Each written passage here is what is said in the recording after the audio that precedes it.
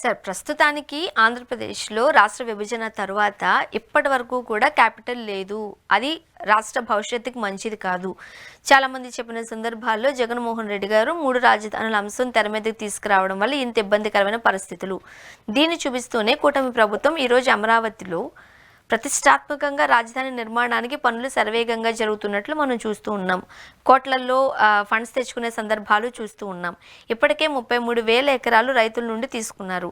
ఇప్పుడు మరొక 44,000 ఎకరాలు కావాలి, రైతులు ఇవ్వడానికి చాలా ముందుకొస్తున్నారు అంటూ చంద్రబాబు నాయుడు గారు చెప్పిన నేపథ్యంలో మొన్నటికి మొన్న రైతులు వ్యతిరేకించడం కూడా మనం చూసాం.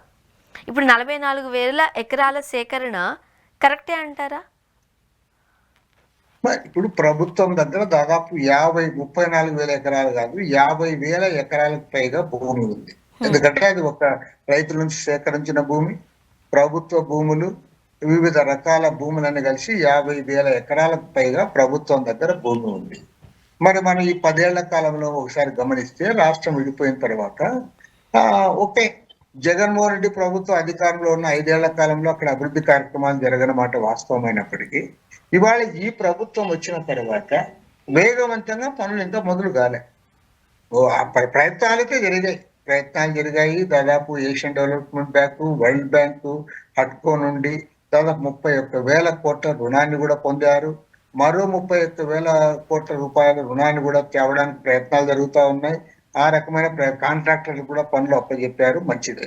అది వేగవంతంగా పనులు జరిగినప్పుడు సహజంగా అక్కడున్న ప్రజలు కూడా సంతోషిస్తారు. పైగా ఇప్పటికే వాళ్ళకి రేటు కూడా బాగా వచ్చింది కాబట్టి వాళ్ళు సంతోషంగానే ఉన్నారు. ఇప్పుడు వారు కోరుతున్నది ఏమంటే, ఇది కంప్లీట్ చేసిన తర్వాత మీరు మళ్ళీ అక్కడ కూడా కూలింగ్ చేసుకోండి. మీరు ఇది కంప్లీట్ కాకముందుగానే దీన్ని ఇంకా పెండింగ్ పెట్టి మీరు అక్కడ పోయి ఎందుకు చేస్తారనేది సహజంగానే రైతుల నుంచి వచ్చింది ఆ డిమాండ్. కాబట్టి నేను ప్రభుత్వాన్ని కోరేది ఏమంటే, ముందు నుంచి కూడా అమరావతి రాజధాని విషయంలో ఒక స్పష్టమైన వైఖరితో మేము సపోర్ట్ చేస్తున్నాం. అమరావతి ప్రాంతంలోనే రాజధాని ఉండాలని కూడా కోరుతాము.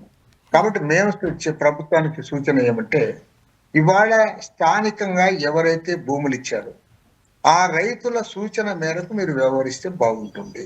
నంబర్ 2, గతంలో మాదిరి సంవత్సరాల పర్యంతం కాకోకుండా వేగవంతంగా నిర్మాణాలు చేపట్టండి. నంబర్ 3, ఇవాళ కేంద్ర ప్రభుత్వం నుంచి ఏదైతే రాష్ట్ర రాజధాని నగరంలో నిర్మించాల్సిన సంస్థలు, బిల్డింగ్స్ ఉన్నాయో వాటిని అక్కడే తొందరగా, మీరే చెప్తున్నారు కదా మేమే ఉన్నాం, ఇక్కడ మేమే ఉన్నామని. కాబట్టి మరి ఇక్కడ మీరు ఉన్నప్పుడు మీరు ఆ పని తొందరగా చేయమని చెప్పి మేము ఈ ప్రభుత్వాన్ని కోరుతాము. అండ్ మొన్నటికి మొన్న మీరు నెల్లూరు జిల్లా కారెడులో ఈ భూములకు సంబంధించి అక్కడికి వెళ్ళడం జరిగింది.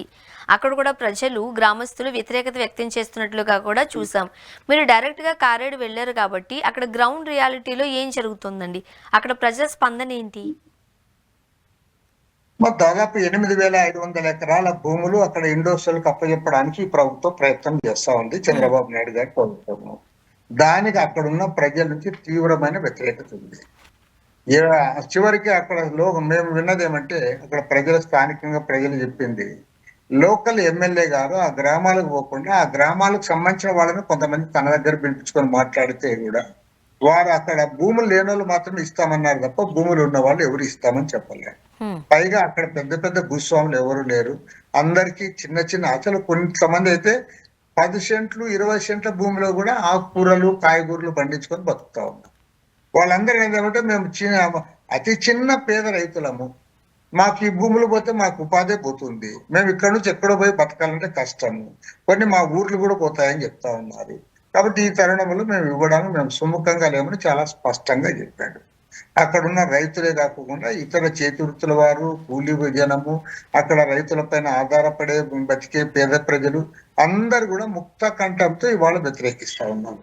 కాబట్టి మేము ప్రభుత్వానికి కోరేది ఏమంటే, నీవు రైతులకు వ్యతిరేకంగా, అంటే రైతుల కడుపు కొట్టి లేదా రైతులను ఇబ్బంది పెట్టి మేము భూసేకరణ చేస్తాం, కంపెనీలకు అప్పచెప్తామంటే అది కరెక్ట్ కాదు. నువ్వు అదే ఇండస్ట్రియల్ కంపెనీ ఇంకోతో ఎక్కడ నువ్వు ఎవరొద్దంటారు, ఎక్కడైతే పడావు భూములు ఉన్నాయో, ఎక్కడైతే గవర్నమెంట్ భూములు ఉన్నాయో, ఎక్కడైతే పండని భూములు ఉన్నాయో, ఎక్కడైతే వెనుకబడిన ప్రాంతాలు ఉన్నాయో ఆ ప్రాంతాల్లో పోయి తీసుకొని ఇవ్వు. అక్కడ వాళ్ళు ఇవ్వడానికి కూడా సుముఖంగా ఉన్నారు. అది కాకుండా ఇక్కడ మంచిగా నీళ్లుండి పంటలు పండించుకొని ప్రజలు బతుకుతా ఉంటే అక్కడ బ్రహ్మాండమైన పచ్చదనం ఉంది. ఆ పచ్చదనాన్ని అంతా కూడా పర్యావరణంతో దెబ్బతీసే పద్ధతుల్లో అక్కడ మీరు ఎందుకు చేస్తున్నారని సరైనది కాదు. ఏదేమైనా సరే ప్రభుత్వం కూడా పునరాలోచన చేయాలని చెప్పి మేము డిమాండ్ చేస్తా ఉన్నాం. అంతేకాకుండా రేపు మహిళా సంఘాలంతా కూడా ఆ కరేడు గ్రామానికి పోతా ఉన్నారు. ఆ తర్వాత కూడా మేము వాళ్ళందరినీ కూడా అమరావతి ఇక్కడ రాజధానికి పిలిపించి వాళ్ళతో అందరితో కూడా ఇది ఏర్పాటు చేస్తా ఉన్నాం. రాబోయే రోజుల్లో చాలా పెద్ద ఎత్తున దీనిపైన ఉద్యమం రాబోతా ఉంది. ప్రభుత్వం వెనక్కు తగ్గాలి, ప్రభుత్వం వెనక్కు తగ్గాలనే డిమాండ్ పైన మాత్రం ఖచ్చితంగా పోతాం. నువ్వు బలవంతపు భూసేకరణ చేస్తానంటే మాత్రం ఆమోదించే సమస్య లేదు. అది మొన్నటికి అమరావతి మొన్న సార్ మొన్నటికి మొన్న రాజధాని రైతుల ఇష్యూకి సంబంధించి కూడా రైతులందరూ చాలా సుముఖంగా ఉన్నారు భూములు ఇవ్వడానికి. ఇక్కడ ఒక రాజధాని కనుక కట్టబడితే మా ప్రజలకు ఉద్యోగాలు వస్తాయి, మేము చాలా స్థిరంగా ఇక్కడ ఉండగలుగుతాము, అమరావతి రాజధాని చుట్టుపక్కల ప్రాంతాలన్నీ కూడా చాలా డెవలప్ అవుతాయి అన్న ఉద్దేశంతో రైతులు ఉన్నారు.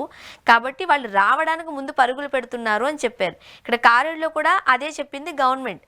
కానీ రియాలిటీకి వచ్చేసరికి అటు రైతులు వ్యతిరేకిస్తున్నారు, ఇక్కడ కారేడు గ్రామస్తులు కూడా వ్యతిరేకిస్తున్నారు. కానీ ప్రభుత్వం ముందుకు వెళ్ళేటట్లుగా కూడా కనిపిస్తోంది.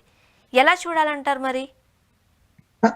ఒక్క కరేడు అని లేదంటే అమరావతి అని కాదు అమ్మా, రాష్ట్రంలో కానీ దేశంలో కానీ ఎక్కడైనా సరే రైతుల ఆమోదం లేకుండా బలవంతంగా భూసేకరణ చేస్తామంటే మాత్రం మేము పూర్తి స్థాయిలో వ్యతిరేకిస్తాం. అంటే మీరు ప్రాజెక్టులకు వ్యతిరేకమా? ఇప్పుడు ప్రాజెక్టు రావద్దా? పరిశ్రమలు అవసరం లేదా? ఉపాధి అవసరం లేదా? లేదా నీళ్లు అవసరం లేదా?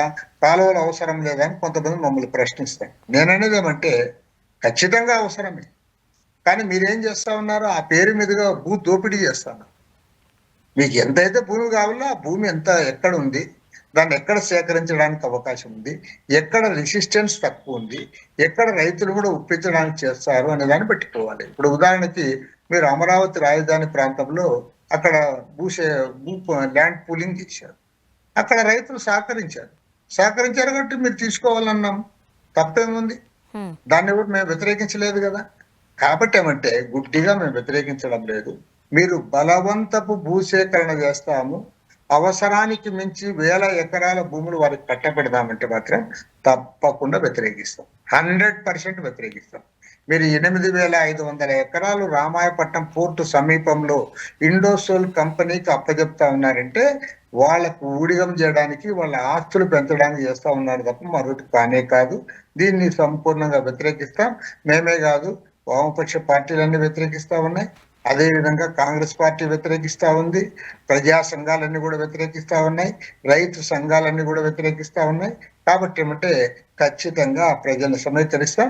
అక్కడ రామచంద్ర యాదవ్ నేతృత్వంలోని పార్టీ కూడా అక్కడ పోయి వారు కూడా ధర్నా కార్యక్రమాల్లో కూడా పాల్గొన్నారు. కాబట్టి మేము అందరినీ కలుపుకొని రాబోయే రోజులు రైతులకు అండగా నిలబడతాం. థ్యాంక్ యూ సో మచ్ అండి. అసలు ఏం జరుగుతుందో తెలియాలి అని అంటే కొన్ని రోజులు వెయిట్ చేయాల్సిందే. మరి మీరు ఇంతగా ఆందోళన చేస్తామని చెప్తున్నప్పుడు గవర్నమెంట్ వెనక్కి తగ్గుతుందా లేదా అని కూడా ఒక క్లారిటీ లేని సందర్భంలో మరి ఏ విధంగా గవర్నమెంట్ ముందుకు వెళుతుందో తెలియాలంటే ఇంకొన్ని రోజులు వెయిట్ చేయాల్సిందే. Thank you so much Ramakrishna గారు, మీ అభిప్రాయాలు మాతో పంచుకున్నారు.